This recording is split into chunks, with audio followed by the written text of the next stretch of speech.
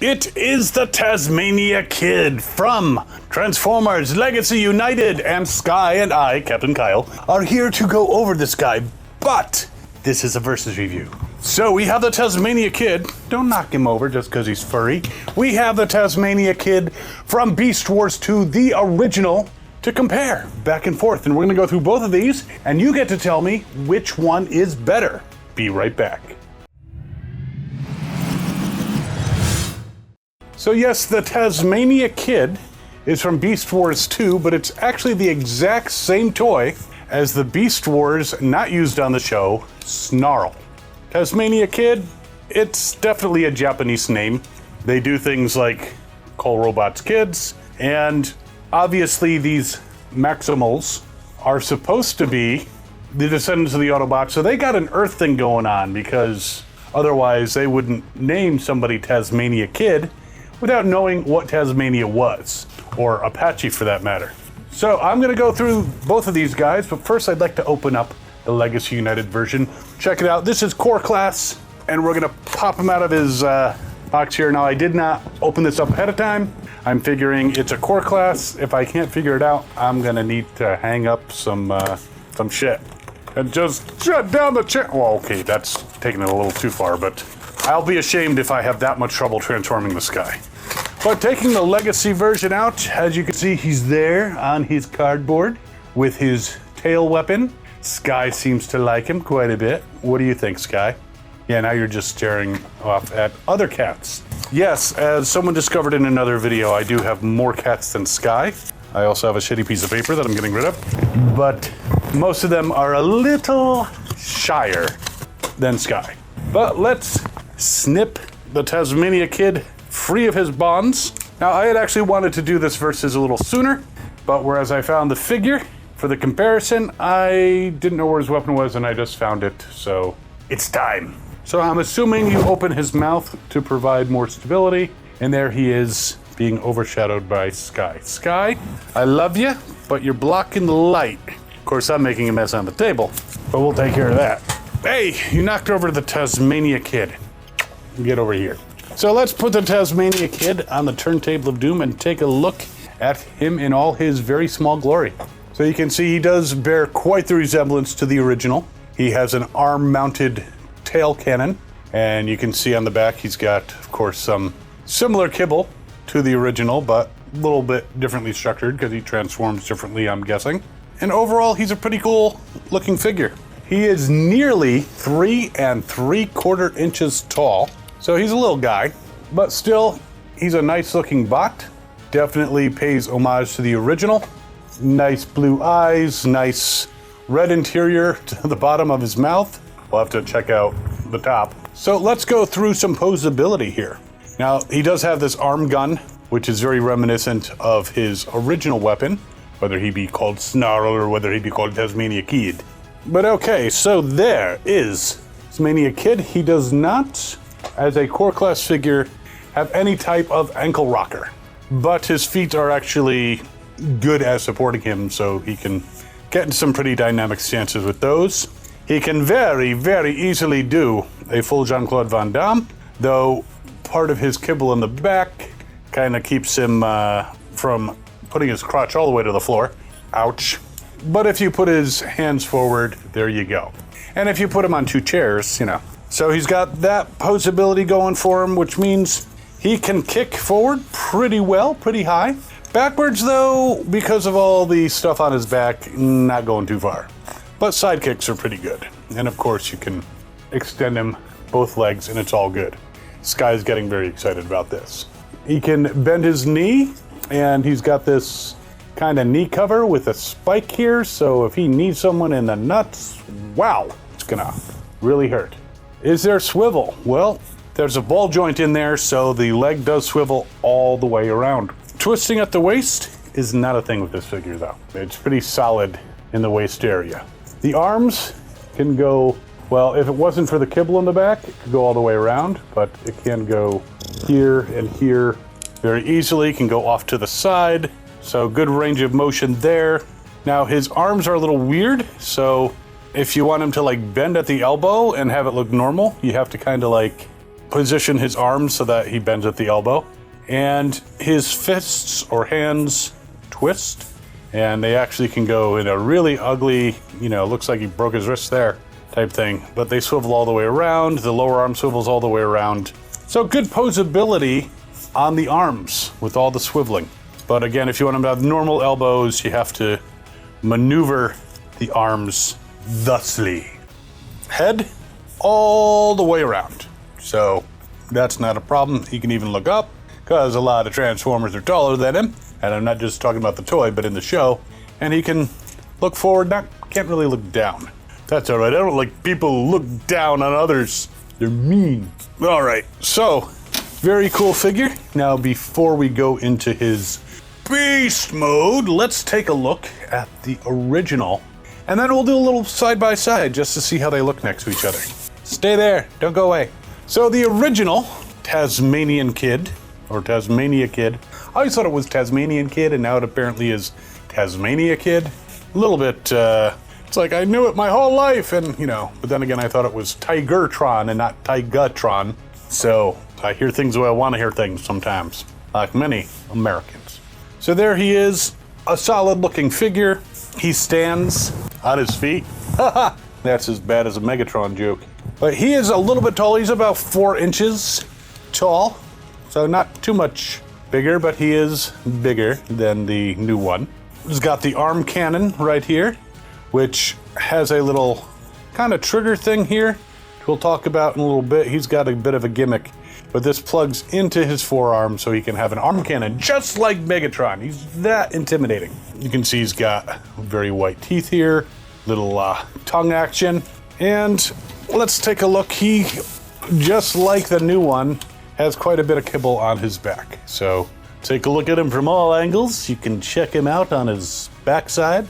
He really doesn't have much of an ass, but of course I could zoom out a little bit. It's so much trouble. So yeah, cool looking figure. This is the original. He's a little bulkier. He looks a little more substantial than the new one, but we'll take a look now. In the days of Beast Wars, there were no real ankle swivels or ankle tilts or any of that. However, he can do a full Jean-Claude Van Damme. Now his kibble on the back actually raises him even higher, but still putting the hands forward, he can balance himself without an issue. As far as kicking, it's actually not that different. Beast Wars was a really good line. So he can kick forward, good, 90 degrees. Back, ain't happening. And he can do a very good side kick. Now his arm, just like the other guy, could go all the way around if it wasn't for all the kibble in the back. He does bend at the elbow, he swivels. His hand actually can swivel separately as well, and it can also look like he broke his wrist. So good action there, and the head does turn all the way around. Now, the waist, there's a line there. It looks like it should twist, but it doesn't twist. So these guys are pretty equal in posability. All right, let's take a look at them side by side before we get into the beast modes. Now, the interesting thing, why the Tasmania Kid, instead of just calling him Snarl like in the US, well, we got to go back and talk about G2 a little bit to really get into the story of the Beast Wars. It was a time of civil war. No, that's totally something different. So G2 came out and gave a slight boost to the Transformers line after G1 kind of petered out. And then it started to fade away, which is why we have a lot of canceled G2 stuff. But G2 was dying out. Now, around that time it was dying out, Hasbro made a little bit of an investment. It bought a company called Kenner. Now, Kenner owned the license to Star Wars, so that opened up all kinds of stuff for Hasbro.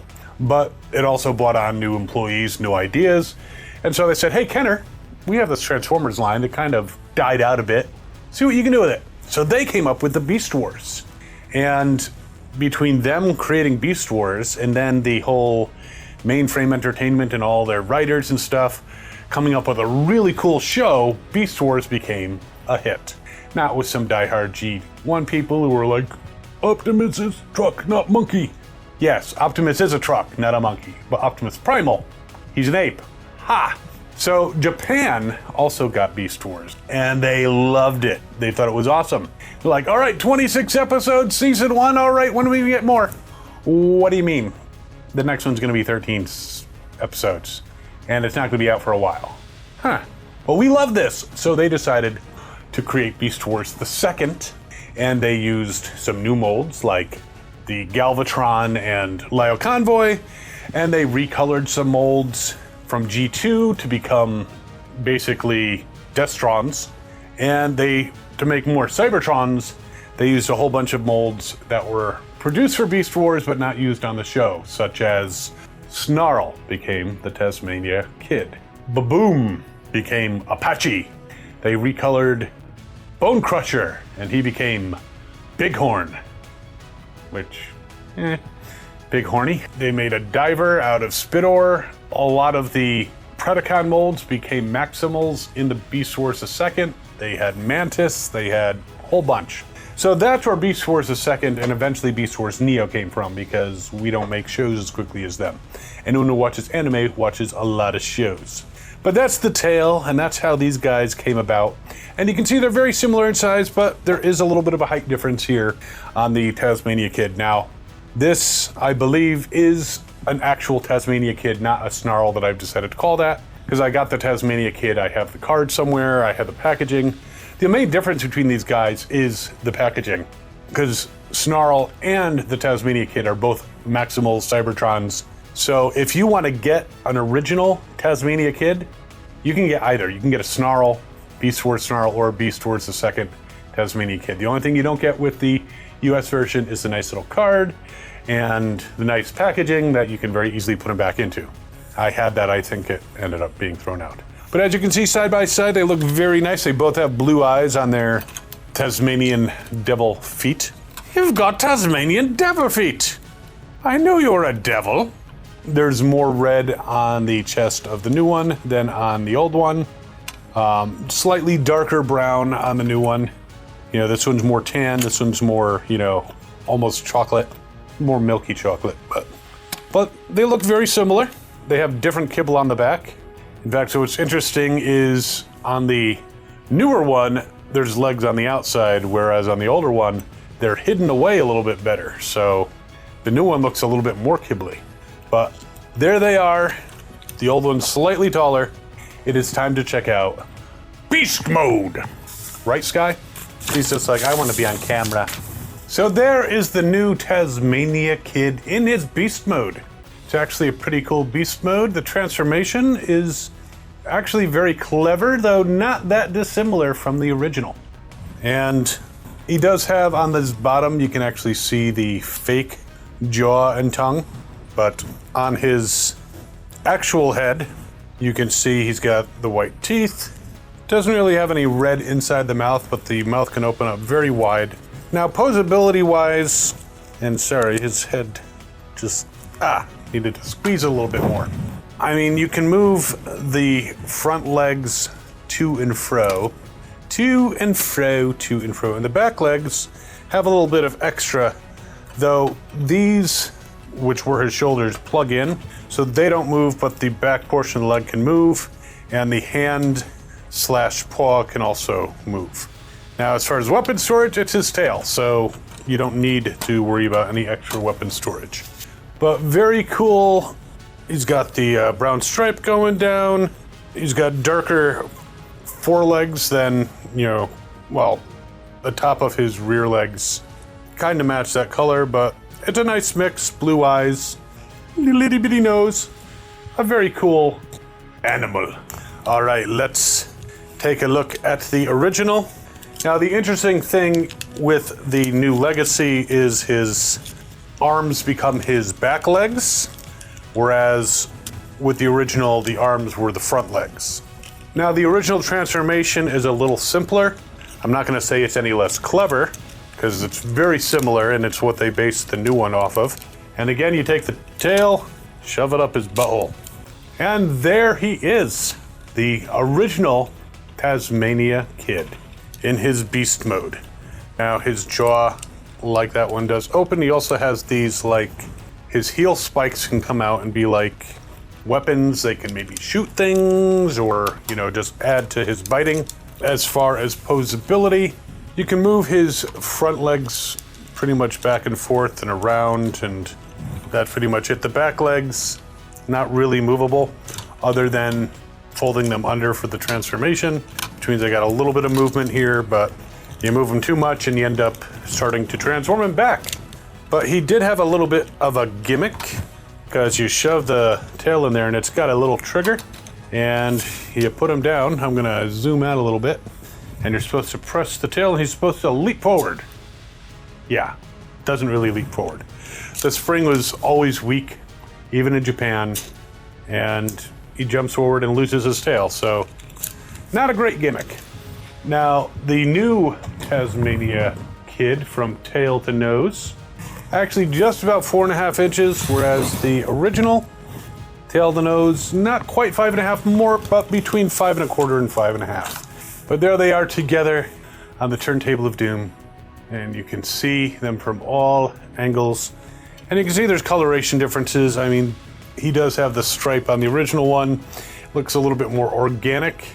On the new one, this is kind of like, because it's like a whole different piece and part of his hinges and such. And you can see there's differences. The front legs, similar, but again, these look a little bit more natural. The back legs here don't have any additional colors as these do. I'm not an expert on Tasmania devils, so I am not sure, you know, which is a more accurate depiction.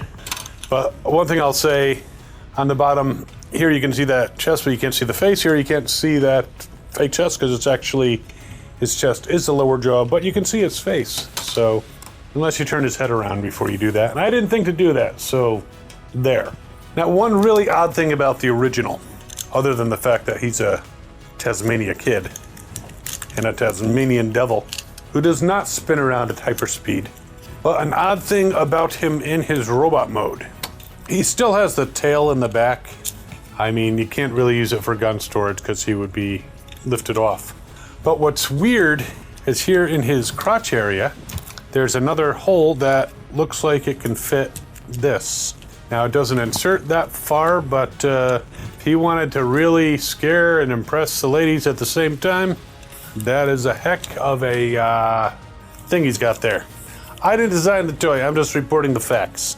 But they're both very cool toys. I don't see an advantage that either one of them has in posability. Design is a little bit different. I think both designs have both pluses and minuses. But the new transformation is definitely clever. I like what they've done with it. They both can wield their weapons at all times. I think the original might look a little more intimidating, even though it's a little fluffier in the back. But there you go. I'm going to put links to both of these now. Tazmania Kid, the legacy version, should still be in some stores. You might see it at a local store, which you can certainly get it there. I'll put links to Amazon and some other places.